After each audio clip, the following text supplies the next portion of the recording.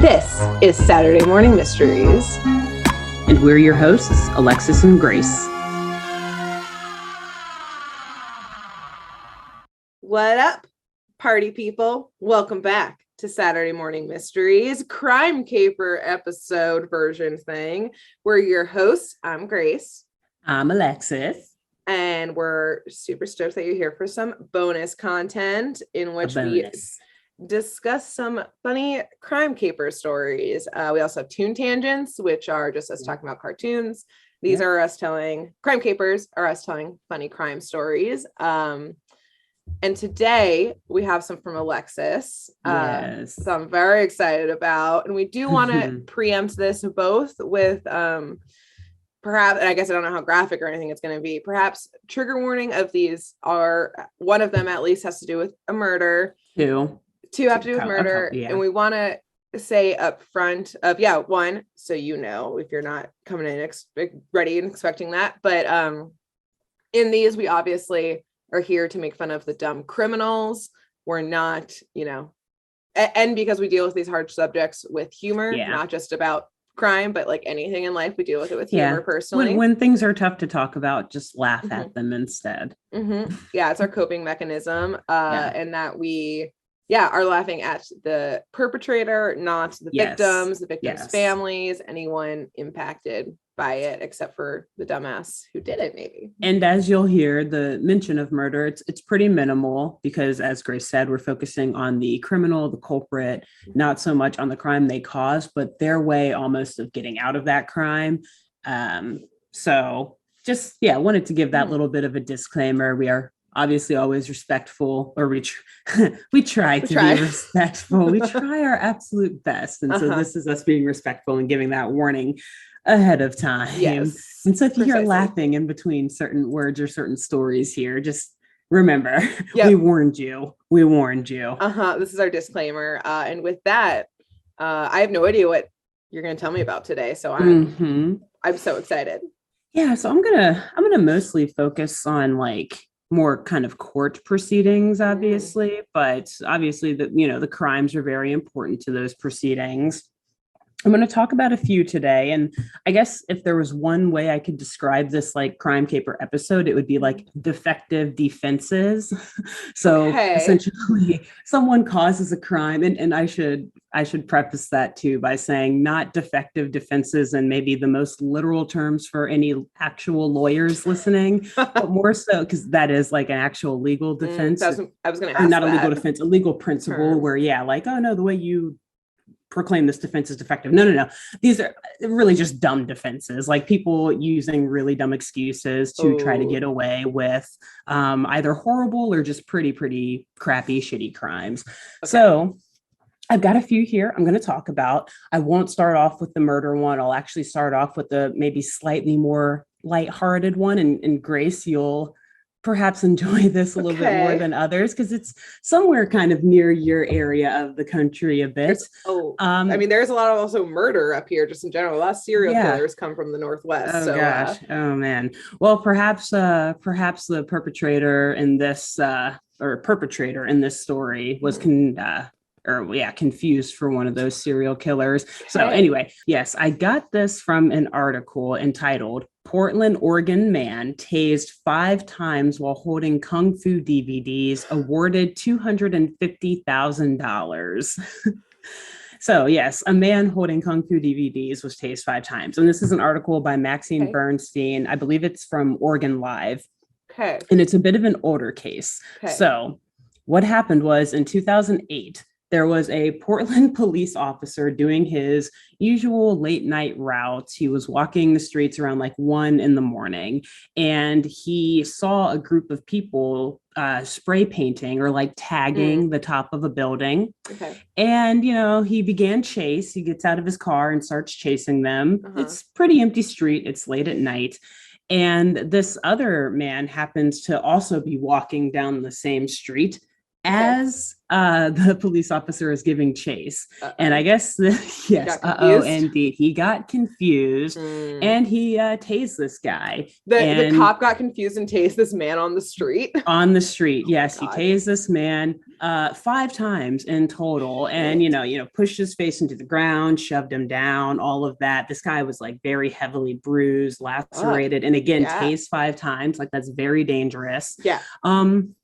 Turns out this man, it was just an innocent bystander leaving, I believe it was like a local bar or like maybe a bowling alley or something with friends that night. And he happened to just run into that cop on his way home. He maybe had a few drinks. So, but hey, it's a free country. We're allowed to go out and have a few drinks on the weekend. Yeah, and go walk home safely. Exactly. And it all happened so quickly, apparently. As he's walking, like, he sees a flashlight saying freeze, and he turns around and starts running because it's late at night. He didn't know who the hell was telling him to freeze. Right. And next thing, he's getting tased. Immediately. Exactly. No, fuck you. I'm out. I would be a little scared. And like you said, in Oregon, there's unfortunately like a lot of murder out there, a lot of serial killers. You don't just like stop for anyone in the middle of the street at 1 a.m, especially if you've had a couple of drinks. Like, no, get out of there, get to safety. So yes, as it turns out, this is a constitutional violation. This is definitely an excessive force case. So the city of Portland did have to end up defending, I should say, the police officer in court against federal authorities or, federal prosecutors.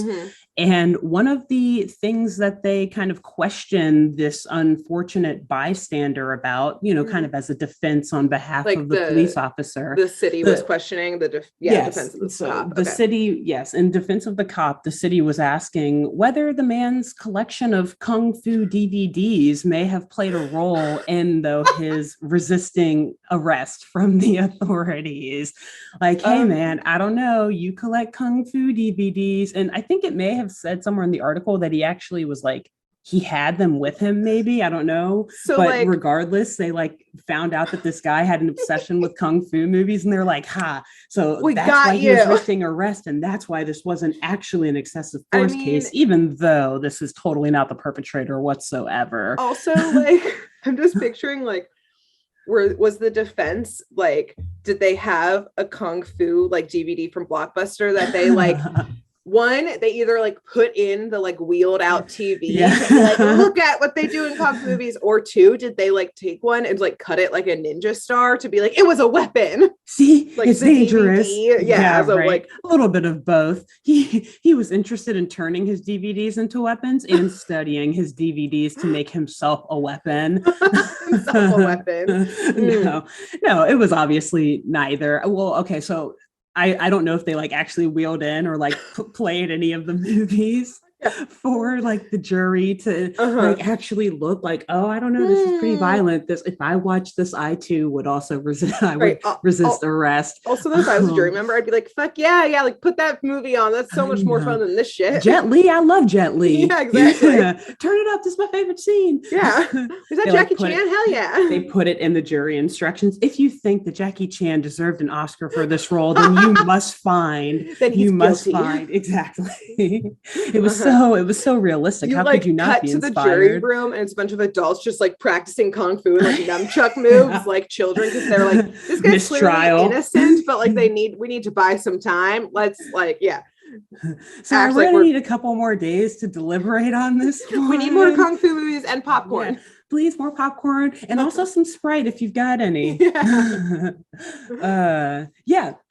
the jury, obviously, though, they were not buying it. Thanks, Jesus. As I said before, the city did have to pay up almost $250,000. Yeah, Good, right? Because the jury probably they were also fans of at least a few Kung Fu movies. I didn't see the actual makeup or the jury pool. And who was on there, but if it was a bunch of I guess Gen X men or whatever, because this was back in 2008, so some 20 or 30-year-old men, something tells me that they were not going to buy that defense whatsoever from the city, or even that insinuation. They went home, so that and one also didn't work. Kung Fu collections, because they were I can get tried for that. Can't get in trouble. Don't get me locked up. Who knew? And had me worried too, because I definitely watched a decent amount of Kung Fu movies growing up. So I was am I gonna hurt someone one day? Do I have the power of is this how it works? Yes. Oh God. Also, like my then side reaction is like, oh God, in one of my Dungeons and Dragons campaigns, I play a monk. Am I a kung fu master? Yeah. Like, no, I play one on a tabletop role-playing game. It's very different. Yeah. Very different from even watching a professional one. But hey, it's like that argument, video games make you violent, I guess. Yep, kung fu movies too, apparently. This was taking it to a little bit of a extra level, desperate level. I would call that a desperate defense, not even just a defective defense. Defective, desperate. Actually, you're right. Damn, look at you naming my episodes better than I can. I did toss get into law school and then not go. So true. This is true. Basically a lawyer. And actually, now that you mention it, I kind of like desperate a little bit more for all of these. So boom, right there. I'm stealing your idea, defense. But I'm gonna act like it was mine until people get this far in the video and realize that it was totally yours. So great. Desperate defense. I'm ready for the next desperate defense. For another desperate defense that unfortunately involves murder, but the culprit, the murderer, was way too desperate trying to get himself out of this one. Okay. It comes from an article that is entitled, "The Obesity Defense Fails. Too Fat to Kill Defendant Convicted." So in this case, the defendant was arguing, he was a 299-pound man. Okay. He was arguing that he was too fat to have committed a murder. And unsurprisingly, he lost. Yeah. And so this is from an ABC News article. Again, an older case. I believe it happened in like 2009 or something. So the article is from like 2011. So, and this actually, Grace, is going to combine a little bit of funness from your previous episode. This man happened to be from Florida. I did not do that intentionally, but I was like, well, now that I know he's from Florida, I have to include this case here. So he was found guilty on murder and weapons charges for the homicide of his former son-in-law. Shit. And so his former son-in-law, he had just just settled a very bitter divorce with his with the assailants or the criminal's daughter. So perhaps some bad blood there. So this guy, he's from Florida, but the man that he killed actually lived in New Jersey. So he drove 21 hours, crossed state lines, drove 21 hours, apparently like through the night to New Jersey, knocked on his door, had to like chase him up the stairs and everything, and shot him like several times. So he could run up the stairs, but he couldn't kill someone. Well, that's what we're going to say, or that's what his defense attorney is going to get into. Okay. So his attorney argued that, hey, this guy, he's nearly 300 pounds. He's only 5'8". So actually he's like shorter than me, or he's like somewhere between you and my height. Not that tall. Almost 300 pounds. He was close to 60 years old, or maybe a little over 60 years old. The defense attorney, he's like, come on. Also, that like, overweight. Was this tried then in New Jersey?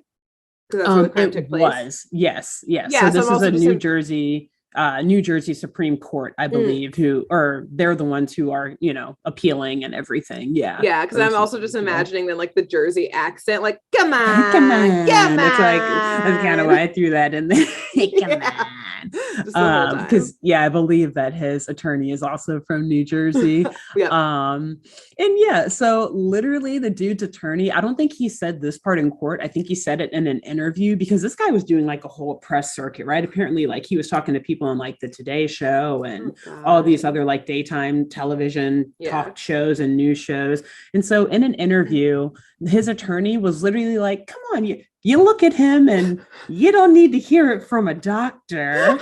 Like, how terrible is that? Also, like, rude. And rude to the client, although I'm sure the client was totally fine with him going out there and saying this, but also very rude to like overweight people. It's like assuming that they are not physically capable of doing things. Like, I've seen overweight people, I don't even know if you can call it that, but like do amazing things, like way better than I can do. Cartwheels, like gymnastics. Fat shaming. Yeah, exactly. That his argument was fat shaming. And so apparently, though, this guy, he did have some military experience. But his attorney then pressed against that as well, saying, oh, come on, he worked like a desk job. He did like IT work or like technology and linguistic stuff. And so, I mean, okay, I do kind of get that. Come on. I know you just always imagine the God with everything this attorney is saying. Come on. Yeah, come on. So essentially, yeah, this attorney is just like, this guy is literally physical and capable of driving for 21 hours straight, running up a few stairs, shooting with precision too. Like he shot like all very accurate shots. Like, look at him. He can't do that. And also he has an alibi. So apparently he told his sister, or he called her on the phone saying, after the murder happened, like retracing the steps and like the time frame of all of it, I guess, because that's the first thing you should get on the phone and do. And confess. No, and confess. If there are criminals out there, yes, that is the first thing you should do. Yes, criminals, confess, get it off your soul with someone who you really trust, like your sister. Tell your sister, and I promise you, gossipy friend. Yes, and or maybe not even your most gossipy friend. Just tell anyone who you trust the most, because I promise you, the FBI will not have a wiretap on your phone when you do that. Oh my God. This guy thought he was getting off clean, that he trusted his sister, nothing would go wrong. And he did. And I don't think she did actually lie to the police. So I don't think she's the one who ratted him out. He ratted himself out, because turns out they had a wiretap on his phone already. They had already suspected him, probably because of that bitter divorce between his daughter and the guy that he killed. So there is already a link. Open threats, perhaps. Yeah. And I'm sure that there was some like CCTV video somewhere. Like, this is post 9/11 in New Jersey. I don't know where exactly in New Jersey, how close to New York it was, but local security, like there are cameras at like every traffic light just about in bigger cities. So like this guy, it would not be hard to track him down and find out that he's a leading suspect. Toll roads once you get into the Northeast, like exactly. Yeah, especially coming from Florida, you have to go through several toll roads. So yeah, thankfully the jury, they did not fall for any of these arguments from the fast talking New Jersey lawyer about him being too fat. They believed his sister that she actually came forward and said she lied to the police because the brother, the murderer, told her to. So they believed the sister. They did not believe the attorney or the man's physical whatever ability or inability to make this murder. So look, if you're out there, whether you're skinny, whether you're fat, it doesn't matter. The law will find you. And I would say you can do anything like murder. And I was like, no. Yeah. Well, that too. Yeah. Like, no. Please don't encourage that.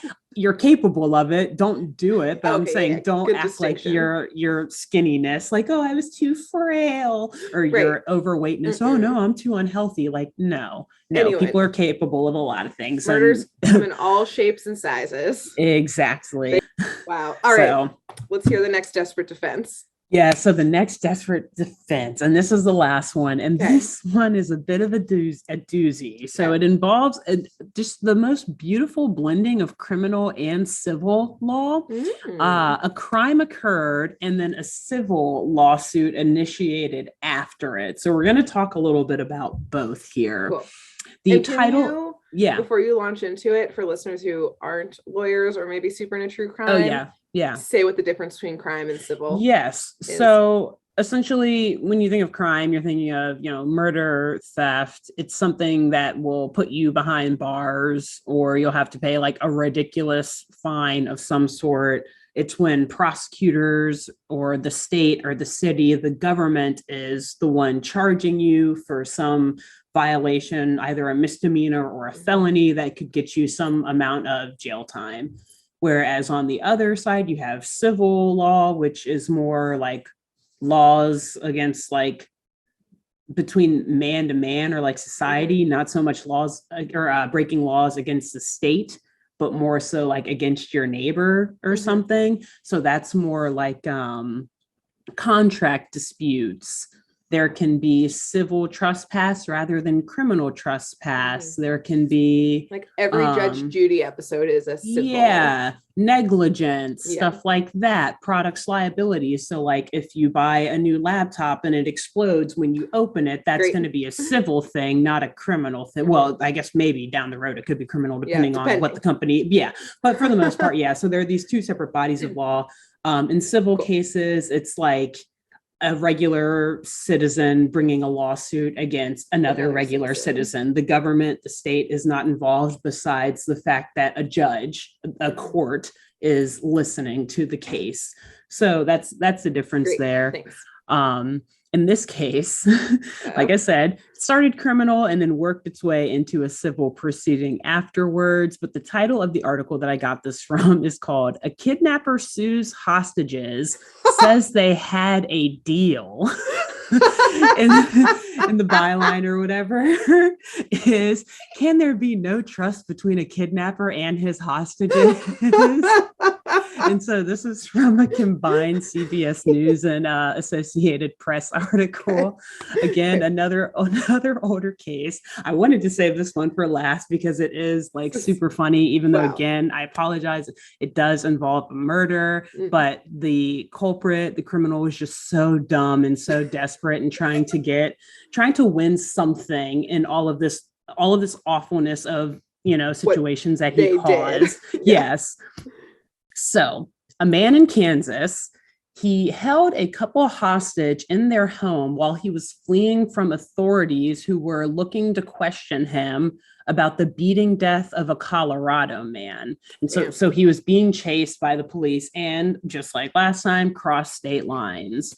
Do not do that. Don't kill anyone. And then if you do, immediately turn yourself in. Yes. Do not flee, and definitely do not cross state lines. That's never good. So again, this was in 2009 when all of this happened.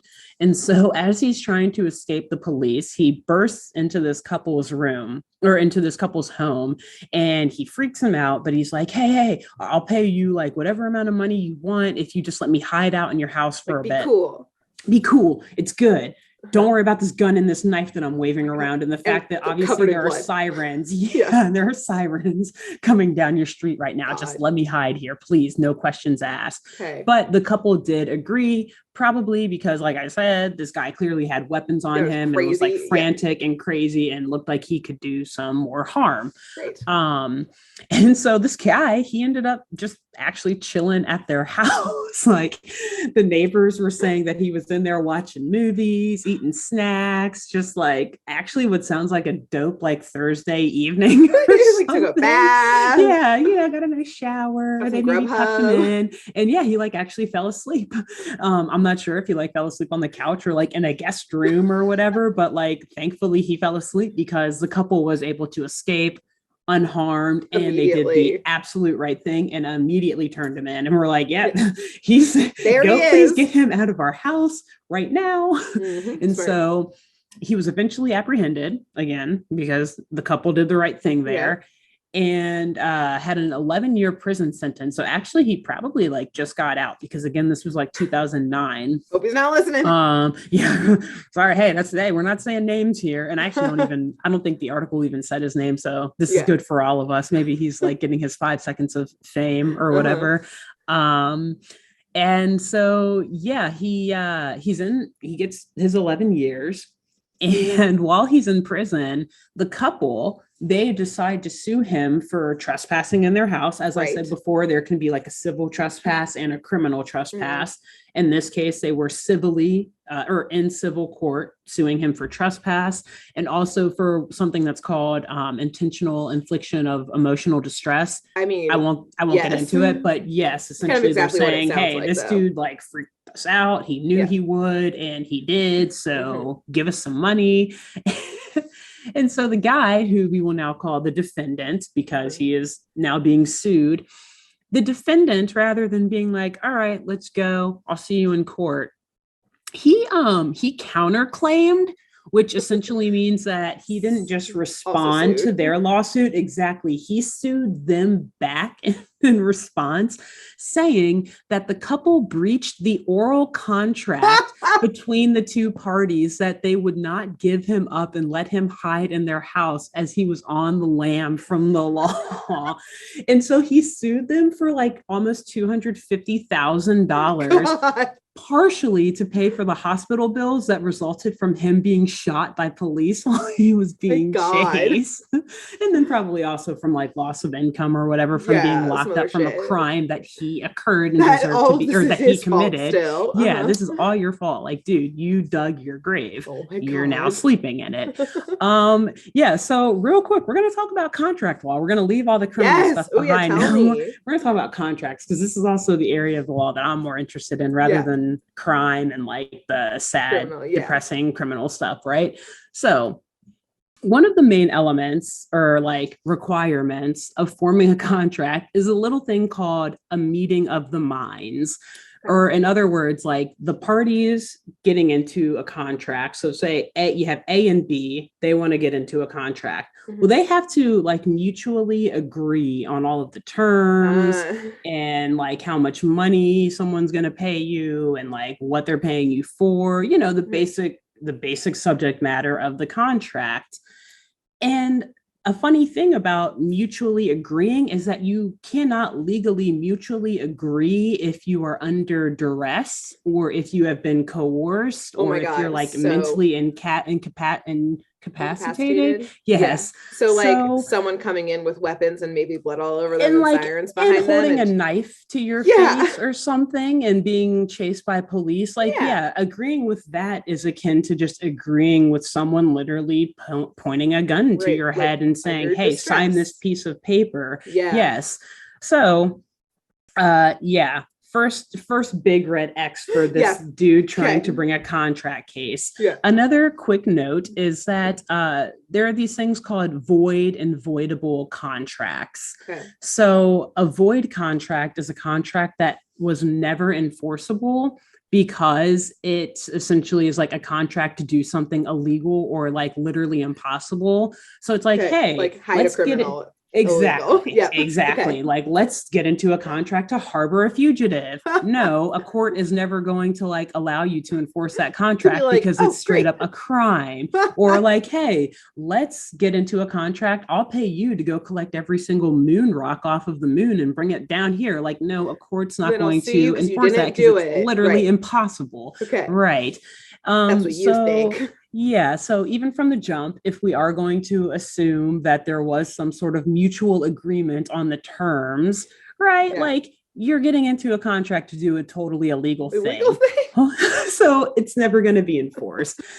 Look, I could keep going on and on about how this contract was just clearly unenforceable. It wasn't even in writing, which actually is surprising. Like the fact that it wasn't in writing is probably the least like the smallest issue with the contract. Yeah, like he actually, if it wasn't for an illegal act, he might have gotten away with this oral contract. This is one of the ones that doesn't necessarily fall under what's called a statute of frauds, which is like a statute of like a list of contracts that have to be in writing to be enforced.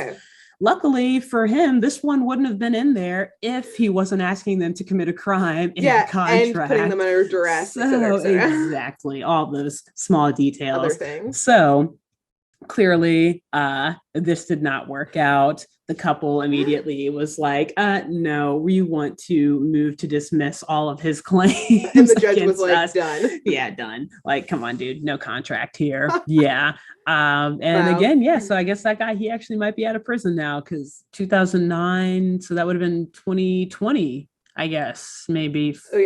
That he would have gotten out, assuming that they didn't call that breach of contract suit like bad behavior or something and like tack on a few more years. Like, what the hell? No, keep him locked up. He's a menace to society.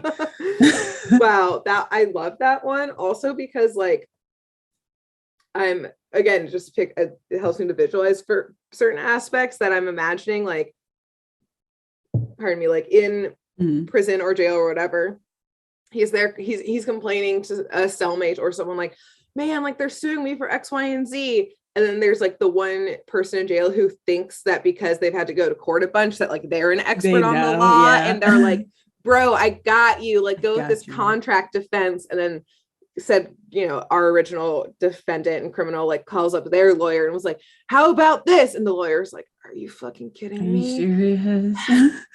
Yeah, I will add, none of the articles that I read about this, like, they never had any quotes from an attorney. Like, it seemed like this guy was representing himself. So this was a pro se defendant. So he probably just like, exactly. There's a common phrase that lawyers use saying a lawyer who represents himself has an idiot for a client. And that honestly goes for like anyone, like any person who represents themselves has an idiot for a client. And especially in this case, when it's, I mean, I guess it's not a criminal case, but still he is a criminal. Like, you don't have the best resources. Like, I know there are some like law books and libraries in some prisons and whatnot, but like, dude, like, I guess actually that's why he didn't have one. If it was related to his criminal case, then the state would have to give him, you have the right to an attorney, obviously, for criminal stuff. But he was like, no, I'm going civil on this. I can do this myself because dude in the commissary said, yeah, man, they made an oral contract with you. You good. You can hit him up for breach of contract, Well, also, so maybe for a future crime caper, I'll do some fun stories about serial killers who were their own lawyers. Oh yeah. Oh, that'd be because it happens. And the second that like one, a lot of them will like not a lot. I mean, whatever. Many of them have like repeatedly fired multiple lawyers and or just gone in straight for the I will defend myself moment. And it's both a sign in, a lot of their cases on the psychology side of things, not psychologists, by the way, everyone, but like, a deep sign of like narcissism and that type of stuff of the, like, I'm smarter than everyone else, but also like just getting into some of that, like defense, just never do it. Anyone like you're not Ted Bundy do that or at least. I'm pretty sure that he's one of the ones who had, and y'all, especially when it comes to things like that, like you're not going to go up again. Like one, if you're a lawyer, not to do that. But two, if you're someone, like Ted Bundy, and you're going up against like criminal defense lawyers and prosecutors, either from like the Department of Justice or from like the state attorney general's office, you're not gonna win. They're gonna get you in like 3 questions, like you dumbass. Anyways, and like they have the manpower to like go through discovery, like get all of these documents and whatnot, and like have people review everything, whereas like there's a reason a lot of them like in undergrad studied like drama and theater, like they know how to make a show of you or like philosophy and outthink you. Like, anyways, that'll be a future crime caper. I'll tell some stories from those. Yes, I would love that. Yes. So moral of the story, y'all, don't commit a crime, but if you do not get desperate. Don't cross state lines. Don't get desperate with your defenses. The jury will laugh at you. I mean, do not get embarrassed in front of a jury of your peers. Just do it. It's going to be on the news. And then people like us will laugh about you in a public setting. And you know what? They also can't sue us for defamation for laughing at them because we never said their names. So like you won't be able to bring a stupid civil suit against us. Because we're also we're just reporting on already existing reporting. So, and it's all public record too. These were all real court cases. So, and you know what? Sorry, y'all. What do we have if there's no trust between a hostage and their captors? Nothing. It's almost like what's love got to do with it? What if that were one of us? Before we started, that's Bird was singing that. Alexis was singing that. It's a good song. And it's Sunday, okay? What if there was trust between kidnappers and hostages? How much different would this world be now? Wow, actually, oh boy. We're about to go off a cliff. We're gonna end this episode We're gonna end right there. Yep. All right. Like, subscribe, and tune in this Saturday for a full episode of Saturday Morning Mysteries. And bye. Bye. Thanks for tuning in to Saturday Morning Mysteries. If you enjoyed this episode, please share, rate, review, leave us a like, and drop a comment. We post episodes every Saturday and bonus Tune Tangents whenever we feel like it. So please subscribe so you don't miss the shenanigans. And if you want to follow us on YouTube, click the bell under the YouTube subscribe button to receive notifications when new videos are posted. And if you want to subscribe to the podcast, we have no idea what you're listening to us on, so just hit the big subscribe button on whatever app you're using. We believe in you. Give us a follow on Twitter and Instagram at SatmornMist, all the abreves, and let us know if you have any episode or show requests by emailing SaturdayMorningMysteries@gmail.com.